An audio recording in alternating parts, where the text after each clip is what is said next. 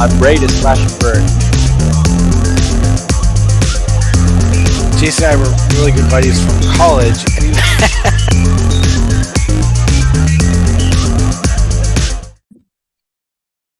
Hello, everyone, and welcome to another episode of Outside of the Box. And you may recognize a familiar face that was on the show not too long ago, but Lisa is a person that inspired me to get into BattleBots in the first place so long ago, and I had to have a separate episode just dedicated to her amazing robots and all of her awesomeness. I thought you were going to say Lisa is a person, so I'm interviewing her. Like I thought you were ending the sentence there. Like, oh, yes, I am. I'm a person. I'm not a robot. Yes. Yeah, but honored to be called back. This is great. Yeah, absolutely. Your robots are obviously some of my favorites. I speak often of the fact that I absolutely love Pokemon, and Tentoumushi and Mega Tento are absolutely Pokemon. Pokemon-esque, I should say. So, obviously love those robots. You definitely have a lot of things that you've become involved in. Obviously, as everybody knows, you're a judge now, involved with the women in robotics. I mean, all kinds of things. So you've done a lot in the time that you've been in combat robotics, for sure. Yeah, it started when I was 10. I mean, I was watching the first Robot Wars before then, but my first robot I built when I was 10. So there's been a few years since then. And I have to say, I decided it'd be better for the intermittent lighting issues of last time to take this from inside the house. But you may be hearing my cat run around. She's deciding this is a great time to play and make noise. So that is okay. This is a household of cat lovers here, so I definitely don't mind the kitties. Awesome. Well, she hopefully she'll make like an appearance because Lilu's the best. I love the name. I actually bought a vaccine card holder that looks like a multi-pass. So I need one. That sounds great. So yeah. I was, trying to do a lot of back research because I wanted to be, I always like to be as thorough as I can and see some of the older stuff. Because I mean, I've watched it, but I am sure as for any of us, like it's been so long for a lot of these things that I have to kind of refresh myself. Although something that I had not seen before is I went back actually on your YouTube channel and found some videos of way back when you were fighting with Doughboy that I didn't even know about. I knew Tentoumushi obviously, but I didn't really know anything about Doughboy. And the thing that I think struck me the most is like, I'm going back to my 10-year-old self and thinking like, if I had to go in the middle of an arena and like fight a robot, I would be terrified. Like, I don't even know that I could have walked out there at that point in my life. And you just had like this level of confidence and like an ease to doing it. And I think that that's so impressive for that. I mean, at that age. I mean, I'll say it didn't. I never really thought about that actually, and because I've always been a really shy person. And I wonder, like, I think it was just sort of a different thing. Like, this is about the robot. Like, I'll place the robot in the arena, but like, I'm not in front of an audience and, I'm not singing or whatever, like the stuff that I would feel really nervous about. So yeah, that's interesting. I guess I was just like in the flow and really focused on the competition at that point. Yeah, it was just something that I observed and I was like, that's really impressive because there's people who are full-grown adults that would find it challenging to go out there and do something like that. I mean, especially in a sport that, obviously traditionally has been dominated by males and, it's just really, you know, struck me as impressive. So I wanted to make sure that I made a note of that. Well, that is a good point that I think I'm not sure if a lot of people knows, you know, back in like Robot Wars happened before BattleBots, and it was just a lot of probably at the time like 30, like later 20s to mid 30-year-old white guys. It was like everybody. But you know, I wonder how old my dad was. I'd have to do some math there, but he's the one who like he was in the first Robot Wars, and he's the one who got me interested in it because he brought back VHS tapes that he made of fights, and I was like, this is awesome. Like, why am I not invited? And so then, you know, then well, basically I'll get into the story a little bit, but he was like, well, if you like this, why don't you draw up some concepts, and if I, you know, look at them and think any of these really have legs, like maybe we'll go for it and we'll build it, and I'll show you how to do this. So that's where Doughboy came from. As I drew it up like on a yellow notepad with pencil. I think I still have the drawing somewhere. And he was like, oh, that's a fun idea. And it was a lightweight. And so yeah, he taught me how to basically put together a robot. You know, you need to put power into the motors and blah, blah, blah. And we got everything from like Farm and Fleet, because I grew up in Wisconsin. So it's all from like the farm store. But yeah, brought that out, and yeah, not a lot of girls. There was one other person, Will Wright's daughter, Cassidy, with Chiabot, and so we would sort of fight our robots and then go hang out and like play video games and then fight our robots. And so it was great to have a friend there. Yeah, definitely. And I'm just curious, like in general, because I think, you know, maybe some people looking at things today kind of don't like recognize that it wasn't always the way that it is now. I mean, now you have so many female captains and so many team members and, you know, things like that that just didn't exist back then. I mean, did you run into a lot of challenges at that time with maybe not being taken seriously or being treated differently because you weren't like everybody else? I think like for me, it was mainly it wasn't too much different than just being like a young kid in life, where, you know, I have vivid memories of like going up to stores when I was a kid, like all throughout childhood, and being at the counter with whatever item, you know, a package of Skittles, and then no one ringing me up, or just, you know, just like, wait, I'm here, I'm a human, you know.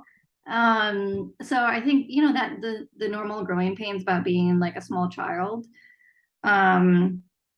But yeah, I think again, you sort of stumbled upon the, you know, 10 years olds. This is, you know, I was like a young child, not like today where people who are 10 are like all over Instagram and stuff. I was just a very naive 10-year-old. And so I wasn't like necessarily scared of the world yet. And I was just like, I'm gonna fight robots. This is a fun thing. And there weren't like, you know, people with cell phones going around taking photos and posting it. So I guess I didn't have sort of maybe the nervousness or intimidation that people might feel now. So fortunately, so it's sort of, yeah, I guess it's a whole different world now. Yeah, it definitely is. I mean, a lot's changed, and even like you mentioned about being a little kid in today's world, I mean, my daughter knew how to search for something on YouTube when she was 5. So it's, you know, I did not have that experience. It's a little bit different these days. But yeah, it's just kind of interesting to reflect on that. Yeah, I was gonna say like you know, I'll show my age again, but basically the internet had just come out when I was I think about when I was 10 or something. So or probably a bit before. I don't know. I was young. But I wasn't, I knew about dial-up so I could play like Command and Conquer, which is one of my favorite games. Only allowed like 30 minutes because it would take over the landline. But my parents like set up an email, and so they would receive my fan mail and like, read it to me. But yeah, early days of the internet. Yeah. I mean, I didn't have internet until 1995, and I was like 14. So I mean, it's different today. Absolutely different. So yeah, but going from Doughboy, I mean, I think most people that know kind of your background and stuff obviously know about Tentoumushi.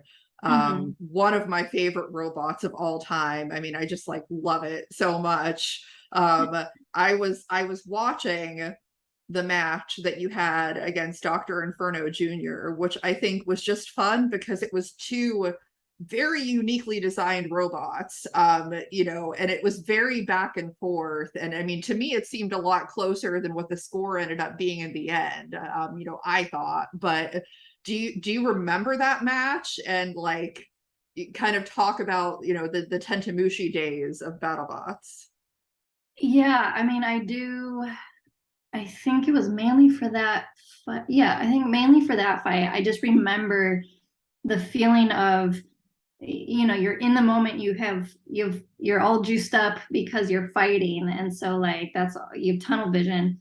And I was just trying to catch the top of the head of his robot so I could flip it, but his base was so wide that I couldn't get him to totally flip over, right? So he was so bottom heavy and wide. And I was just like, I kept grabbing it and trying to pull back, but he wouldn't fully flip over. And that was like what I was trying to do the whole time. So I do remember being frustrated that wasn't going as planned. But we did make a little history with, I think it was Carmen Electra announced it, or well, it was one of the Comedy Central snippets where they said that our two robots had a love scene. I don't know if you saw that. I didn't see that. Yeah, it was like they just kept, it was basically the first GIF because, well, GIFs weren't around, I don't think, but they kept replaying me capturing his robot off and on and like going back and forth. And I was like, okay, that's a new one. It's so funny that you said that because literally when I was watching it back, my boyfriend was sitting here and he was like, "Oh, those two robots look like they're getting real cozy," and I'm like, I don't know. It looks that way sometimes. That's funny though. That's really funny. I had not seen that before, or at least I don't remember seeing that before. Yeah, it was one of those like nervous laughters, like, I don't know, because I'm 10 years, or no, I wasn't 10, but I don't know, 13. I'm like, this is awkward. That's too funny. Something that I didn't know that I kind of found out through searching is that I didn't realize that there were Happy Meal toys made of Tentoumushi. Oh, yes. I wish that I had gotten one at that time, but I mean, I was, like in my early 20s and, not getting Happy Meals on a regular basis. So I didn't even know. Well, there was a whole lineup. 6 or 8 of them. I'm not entirely sure. But yeah, that was a lot of fun because I was like, again, 13 or 14. And I think BattleBots had brought it to our attention that, there's an opportunity here. And so then like my parents, were typing for me, but we were like emailing to the McDonald's toy manufacturer people. And so, yeah, it was very interesting as a kid, like, hey, mom, can you please type like, or I don't know, maybe I could type at that time, probably. But it was like, does this CAD look good? They had us send all these photos from different angles so they could make a CAD mock-up of the toy.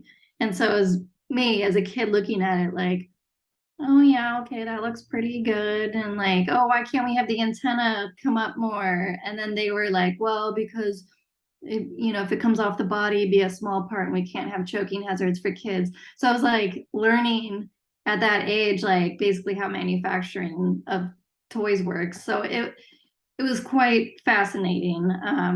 But yeah, I also like wasn't eating fast food. Like it wasn't, something my family really did at that time, at least. And so we had to drive around and we're just like, we want to buy this. We want this toy. We want a bunch of the ladybug toy that you have. And they're like, well, you need to buy Happy Meals toys. And we're like, but we just want the toy. Or like, yeah, they said we needed the whole Happy Meal. And it's like, we don't want the food. So we had to end up buying a bunch and like trying to give the food to homeless people, which I'll just say it's a lot harder than it sounds. Not a lot of people wanted it. That's pretty funny. But yeah, I mean, that's so crazy though, that like you had to do that to get some of the toys. Well, we wanted more, I think McDonald's was great. And, they sent us like a poster and like, I think a cardboard cutout of basically like what the advertising looks like. And so that was pretty cool. So yeah, but it was, I think for some people, I don't know if this is widespread news or not, but there was no money involved. So something like that is more like free marketing for BattleBots. So there wasn't pay. But that being said, back in the day, with BattleBots, you did get royalties.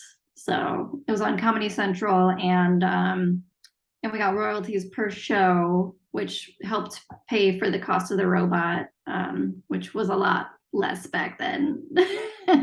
Yes, I have heard this. It's the game has certainly been upped several levels in terms of like materials and things like that people use. So Oh yeah, oh yeah. yeah. So I'm really curious to know about Plan X, because that's probably the robot that I know the least about.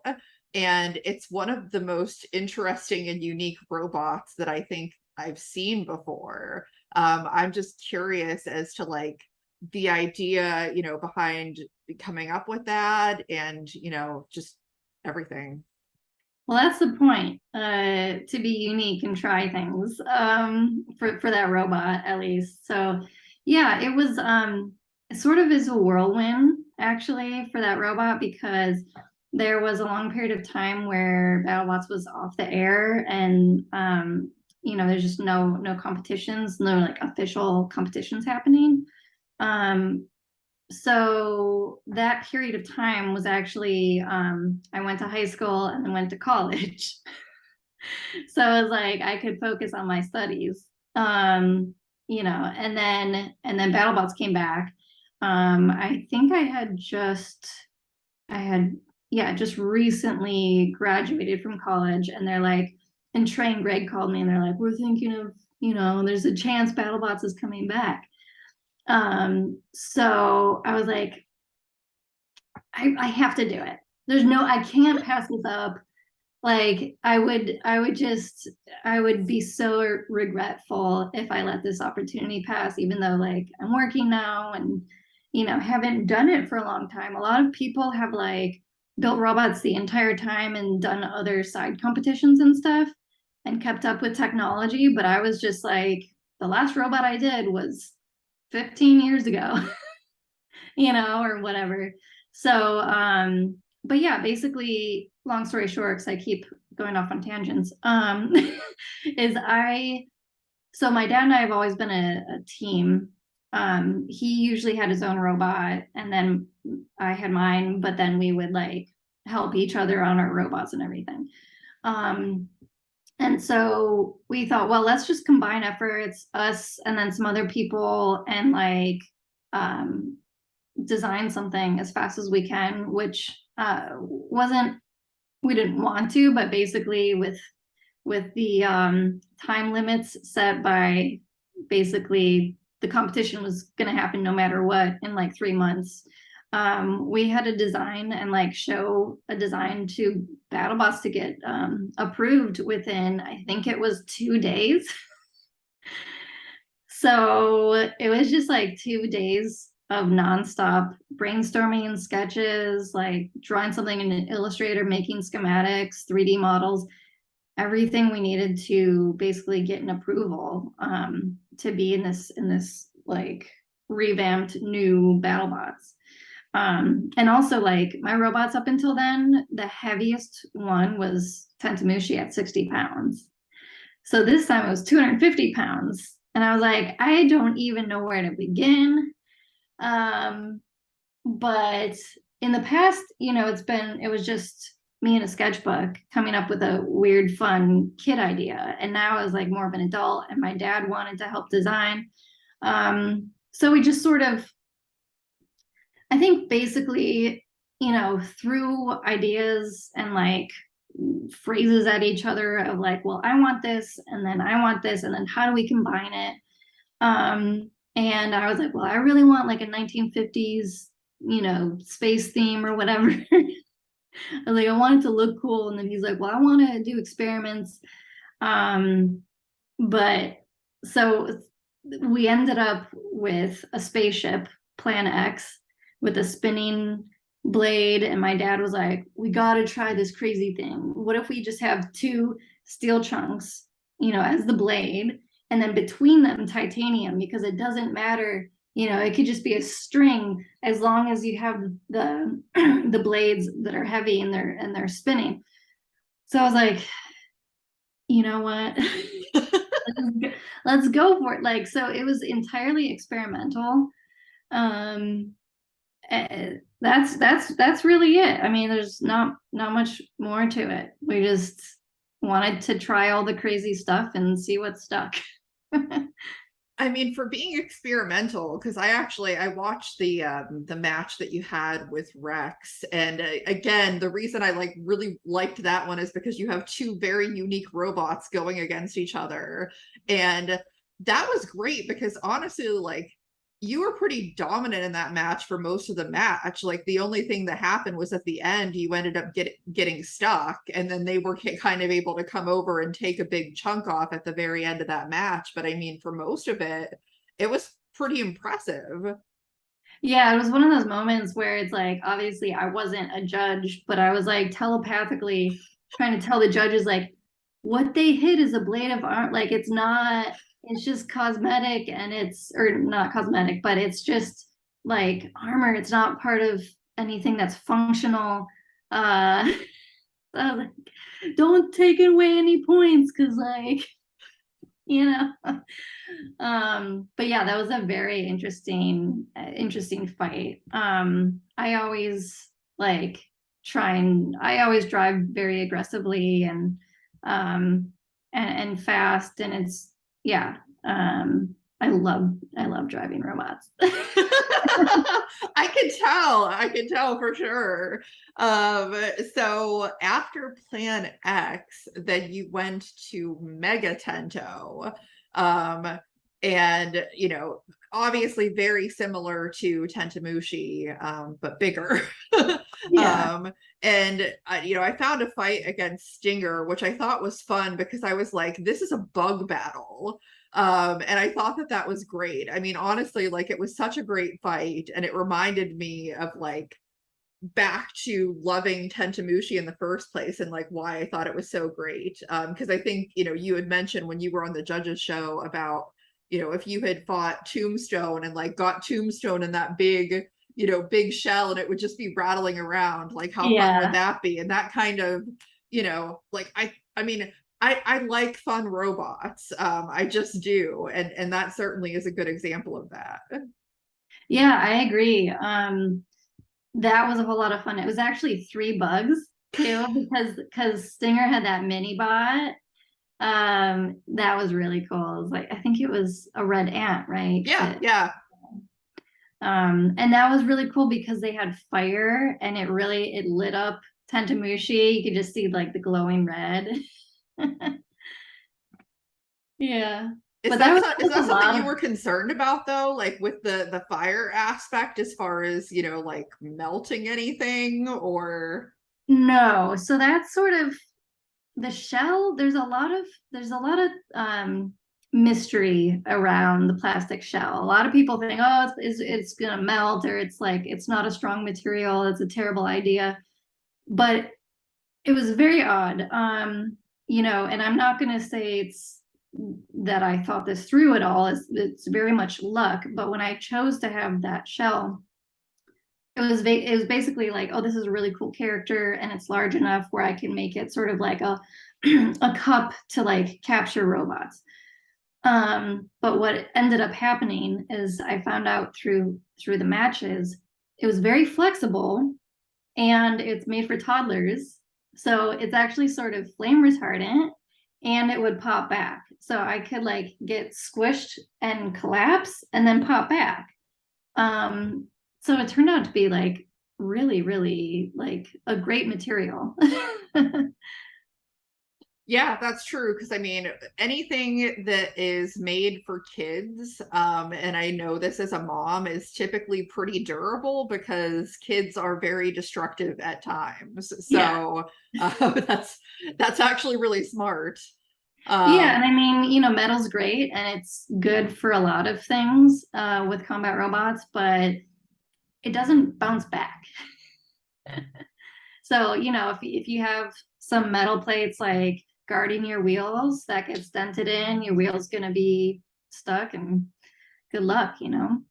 Yeah, yeah, that is definitely a fair point. And I think a lot of robots that don't necessarily use like plastic, but use other materials other than like metal or what have you. I mean, like, huge with their wheels and like the things that they've done with that. I mean, just different materials can be used in different ways and can be useful.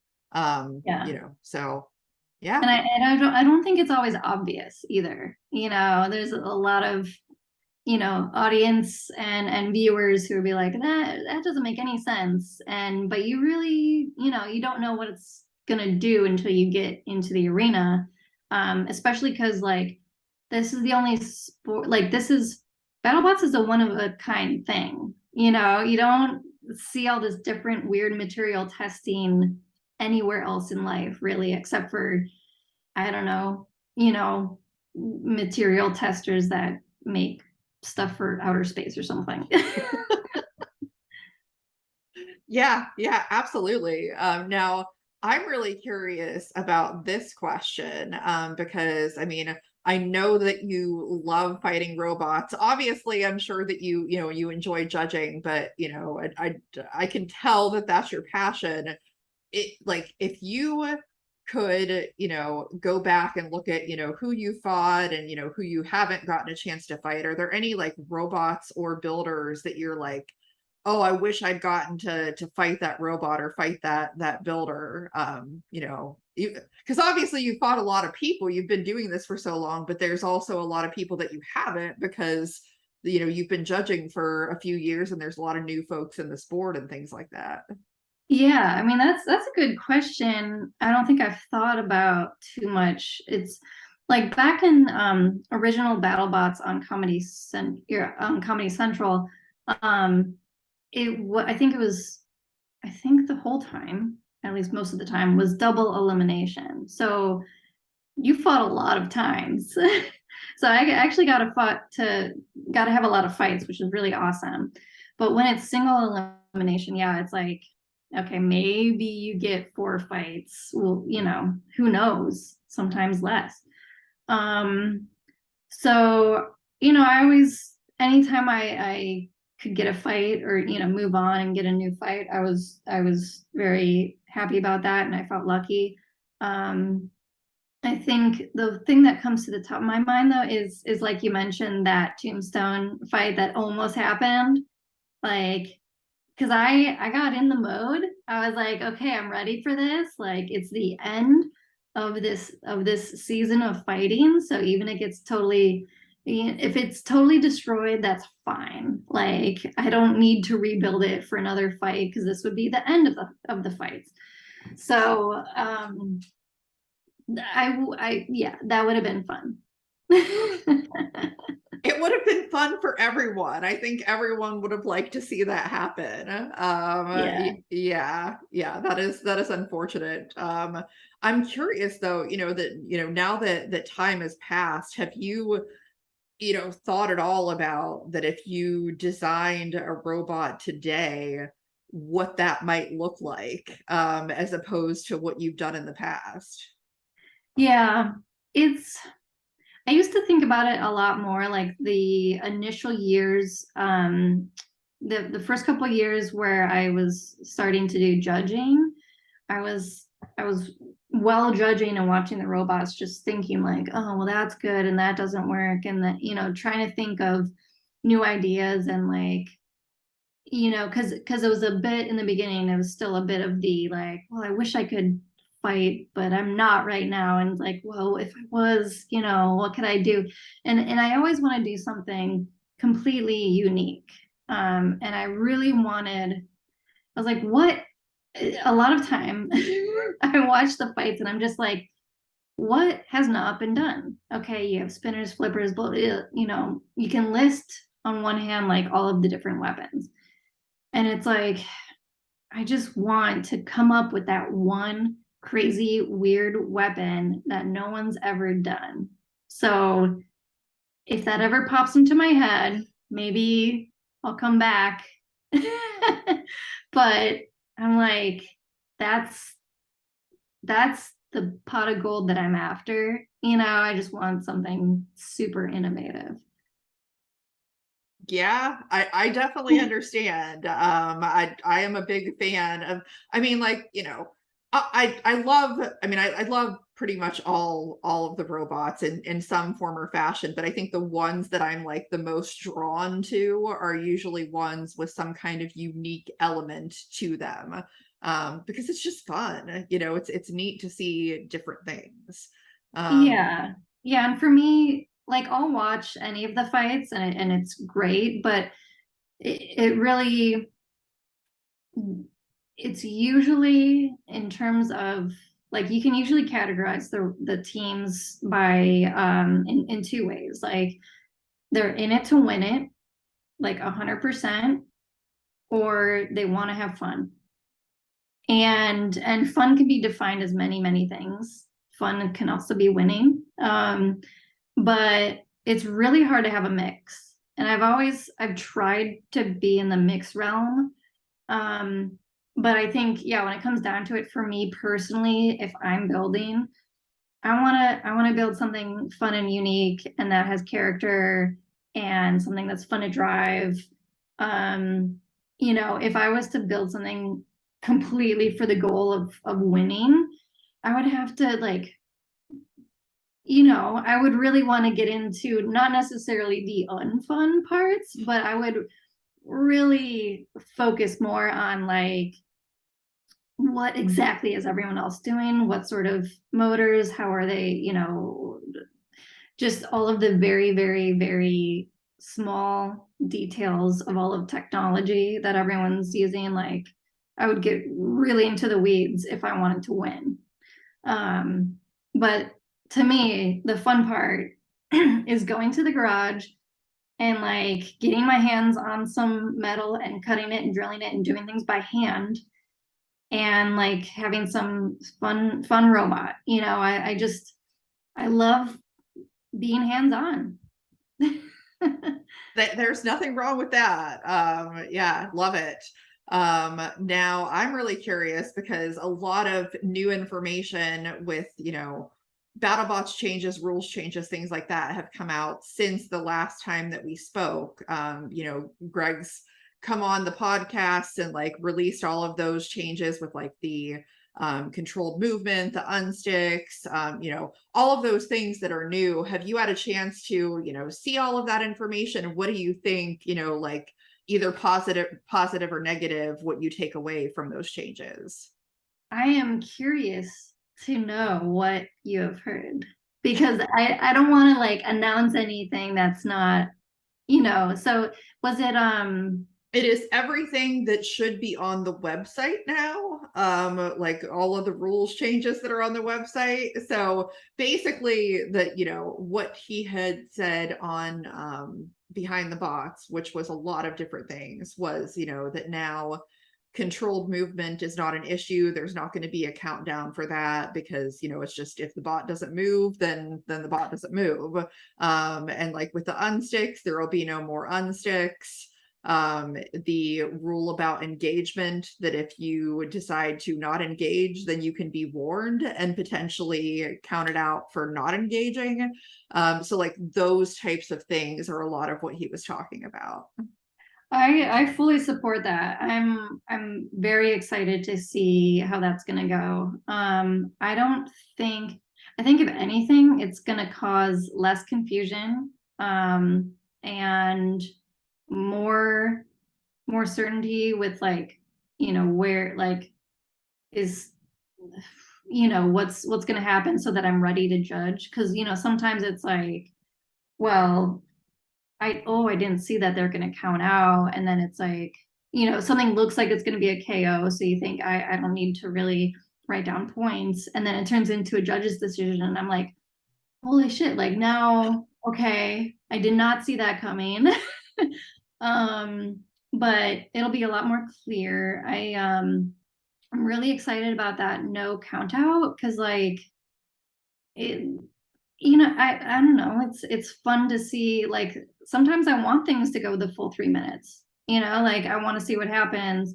Sure, you're crab walking, but maybe, especially as someone who was a past driver, like I want all those 3 minutes, maybe something changes and I can start to get moving. And even if someone's not moving and then the other guy is, it's like, well, now I get to see you attack, and like just go get them, like don't just sit there, so hopefully we're gonna see more, just more attacking, more aggression. I'm super excited. There have definitely been several matches that I can think of where how it ended up is not how I thought it was going to go at an earlier point in the match. So, I mean, like, you never know. I will always use the example of when Duck fought Cobalt, because I was like, there is no way Duck is winning this match. Like, Cobalt has ripped all of their pieces off, but Duck was still moving and Cobalt was not. And you never know. You never know. Hey, you let it go to the judges. Fate's in our hands. Sorry to say. Exactly. And in very capable hands, as we outlined in the last episode. We try. We have that matrix. Yes. Paste here. And it's quite clear cut. There's a lot to it, but it really, I think what we mentioned in the last interview is like we had very, very, very similar scores the whole time, like more similar than any other previous judging. So the matrix has been working. Yes, we have to trust in the matrix.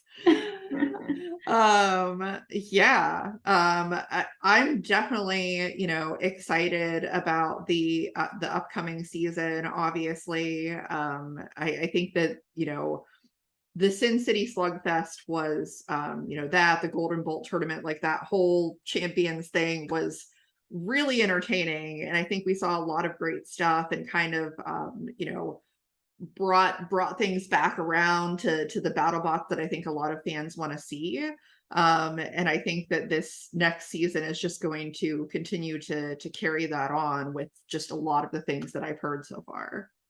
Yeah, I mean, let's see, we're 4 weeks out, and I just wish I could start now. Yeah. Do you have to show up like earlier, or like at this when it starts, or how does that work? Yeah, just a bit earlier. So we have, it doesn't take long, but the whole wardrobe fitting, we have to figure out like what the hell are we gonna wear? What fits, because our bodies change, and and do the fitting. They have to do adjustments, figure out the hair and everything. But then there's also, so that's easy. We're simple people. But then we go in and we do some, why am I forgetting what it's called? Rehearsal. Just do some rehearsal, get the camera angles. There's like production meetings, and Greg talks, and we go through, here's the recent rule book and like the judge's binder, and we make sure everything's what we think it is. And so I think we have like a day of that, and then when the fighting actually starts, I think usually there's like a bit of a test match. And then we're going 2 seasons or 2 sessions a day. And then I think this time Saturday it's 3 sessions. So lots of fighting. Yeah. It should be very exciting. But yeah, so I am so thrilled to have had you back on the show so that we can talk about all of this. And I'm just excited. Awesome. Yeah, well, you'll get to see it firsthand. So I sure will. Yeah, I'm super stoked. My parents are coming too. Oh. So I think Derek's bringing some people. We're gonna, have a lot of family representation, and because COVID's a little different now. I think we're gonna have a lot more audience, and I think we're all gonna be really lucky for that, because it's really about seeing the fights live, and you can still buy tickets. Yes, if you haven't bought tickets, buy tickets. Because you really got to see it live. It's the sound, it's very loud. You feel the vibrations, and it's right there, and everything's different in person. It's so much bigger. And yeah, but with COVID not being as bad, like, I think we're gonna have more audience, and that's always good, because a lot of the performance value is like being there and having the audience around you cheering and like, clapping or booing or whatever, and chanting robots' names. And there's nothing like it, So yeah, I'm psyched. Yes. So for those of you who are watching the show, please make sure that you continue to support and follow the show, because I am sure that after filming is over, I will have lots of good interviews to line up so that we can have more awesome robot content. So please keep watching.